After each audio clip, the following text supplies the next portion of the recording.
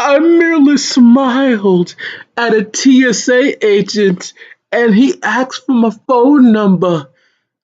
To live life as a woman is to live life under the fence.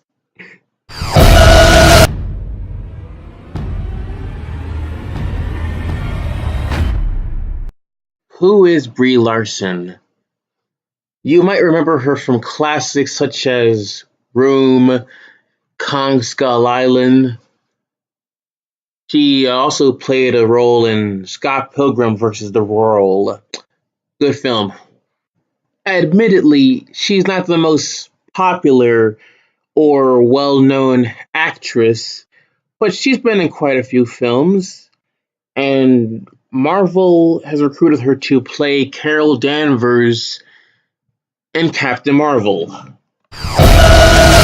Very, very, very outspoken activist. Seriously, she should shut up before she costs Marvel more than 100 million. Oh wait.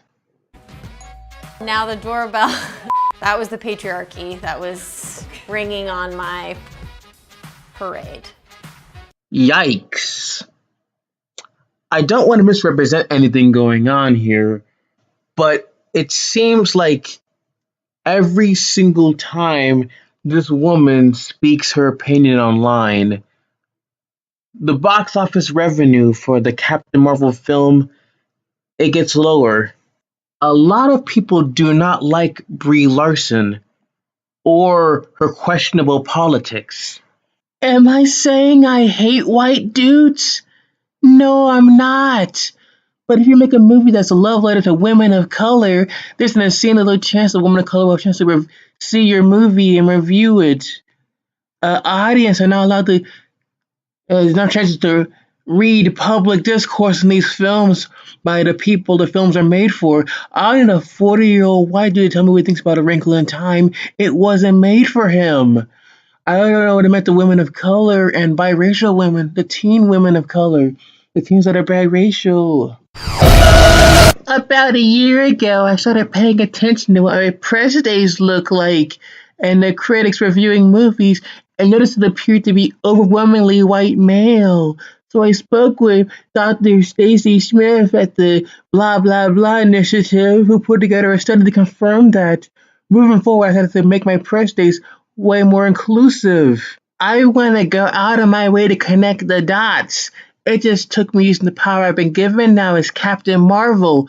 The role comes with these privileges and powers that make me feel uncomfortable because I don't need them. It's the byproduct of the profession of sign of times. But any uncomfortables I feel balanced by the knowledge it gives me to do to advocate for myself and others. This movie was the biggest and best opportunity I could ever ask for. It was like my superpower. This could be my form of activism. Doing a film that can play all over the world and be more artistic than I could be physically. My next goal is to start a school to train people in various jobs on set. There can be so many great jobs. You like the weird alien blasters? You could be the one who makes them. We need more young people to carry on this tradition in movie making. And it would be so great if we had more diversity coming in through that. There's this sense of setting this thing up.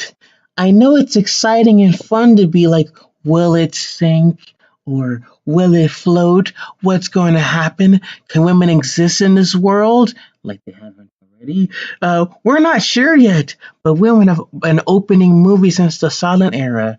We have been part of every major art movement. People just push us away once the movement gains momentum, and like we never really were there. The very nature of this film means that I'm having conversations that I'd like to have about what it means to be a woman, what strength looks like, the complexities of the female experience, female representation. It's surprising and cool that my first giant movie I get to be having these kind of conversations. But that's also why I've waited and been particular about what jobs I do.